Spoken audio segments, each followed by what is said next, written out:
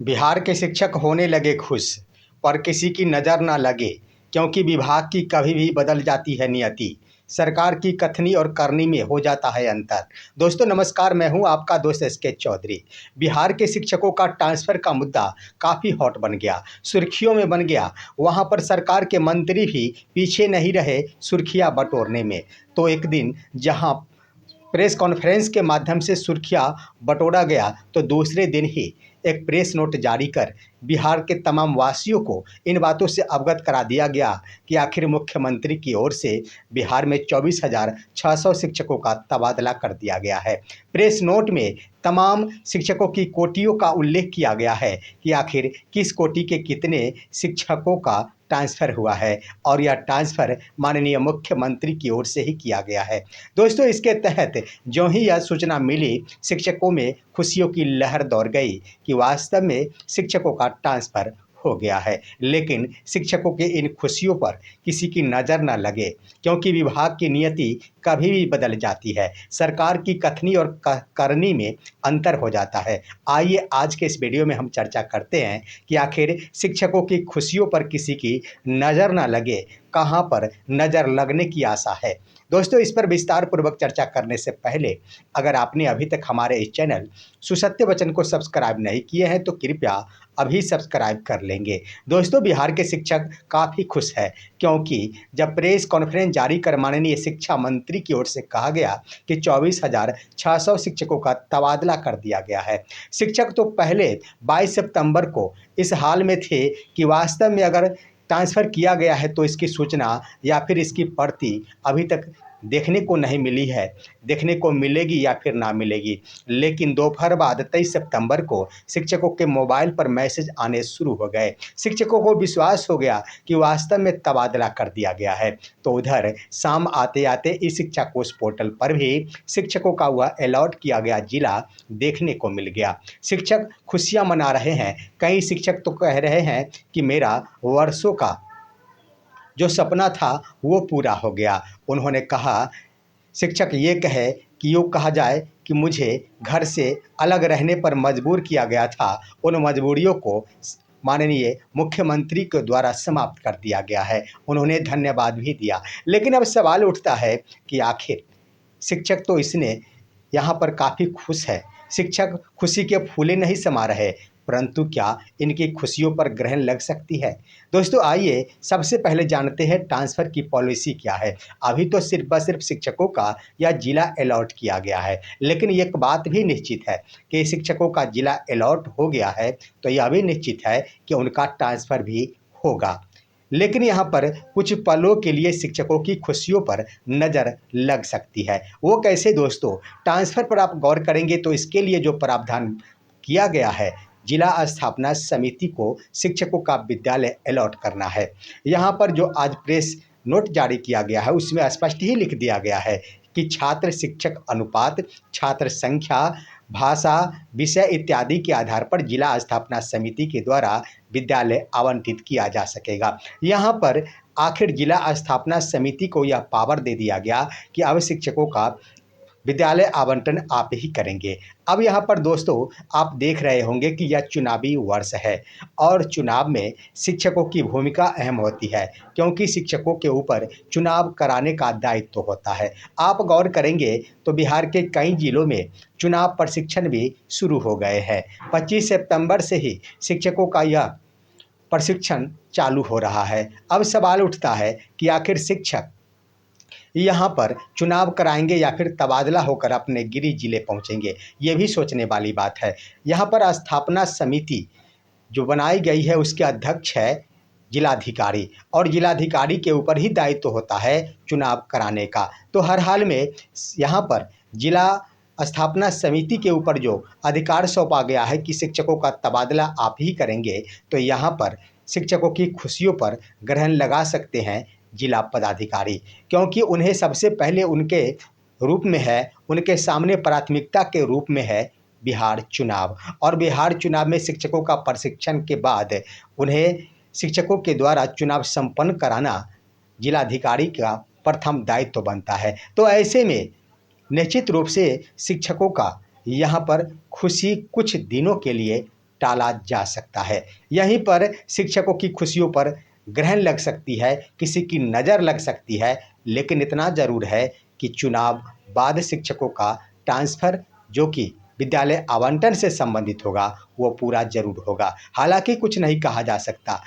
दूसरी तरफ आप गौर करेंगे तो इस पर बैठक करना अनिवार्य होता है। जिला स्थापना समिति जब तक इस पर बैठक नहीं करेगी, तब तक शिक्षकों का विद्यालय अलॉट नहीं किया जा सकेगा और जिला के ऊपर बड़ा दायित्व तो है कि हर हाल में छात्र शिक्षक अनुपात में ही वो शिक्षकों का विद्यालय अलॉट करेगी। तो इस आधार पर यहाँ पर शिक्षकों की खुशियाँ के बारे में कहा जाए तो ग्रहण लगने की बात है, क्योंकि बिहार चुनाव शिक्षकों के सपने पर पानी फेर सकता है। तो दूसरी तरफ आप गौर करेंगे तो यह चुनाव शिक्षकों के इस ट्रांसफ़र को 2 महीनों या फिर 3 महीनों के लिए टाल सकता है।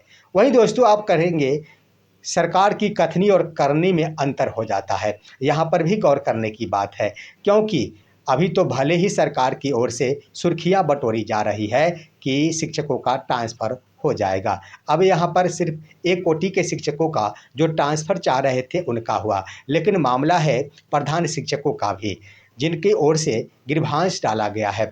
ये तो निश्चित है कि इनकी भी समस्या पर गंभीरतापूर्वक विचार चल रही है। हो ना हो आने वाले कल ही 24 या फिर 25 सितंबर तक इसकी घोषणा हो जाए कि आखिर इनके ग्रीवांस पोर्टल पर दर्ज कराई गई शिकायतों का निपटारा कर दिया गया है और इससे लाभान्वित इतने शिक्षक हो गए हैं। निश्चित रूप से यह मान लिया जाए दोस्तों, प्रधान शिक्षकों के समस्याओं पर ही गंभीरतापूर्वक विचार चल रही है, लेकिन वही सवाल खड़ा होगा चुनाव वाली यह खबर, क्योंकि दोस्तों चुनाव के दरमियान एक तरफ जहां शिक्षकों के बारे में आप जान लिए कि उनके वेतन का जो भुगतान होना है वह संबंधित जिलों में एचआरएमएस अपडेट के आधार पर ही होना है। यहीं पर अगर शिक्षकों का जो प्रधान शिक्षक है उनका तबादला हो जाता है, वो दूसरे जिले में चले जाते हैं, तो क्या उनका वेतन का भुगतान प्रभावित नहीं होगा? यहाँ पर दो तरह की परिस्थिति उत्पन्न होगी, या तो प्रधान शिक्षकों का वेतन लंबित होगा या फिर शिक्षकों का ट्रांसफ़र होगा।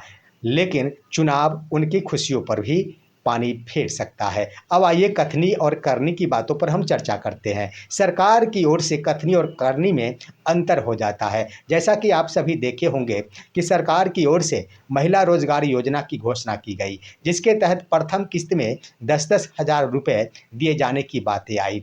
दोस्तों मैंने कहा था कि बहुत ही जल्द सरकार की ओर से 10,000 वाली प्रथम किस्त जारी कर दी जाएगी। इसकी भी तिथि की घोषणा कर दी गई है।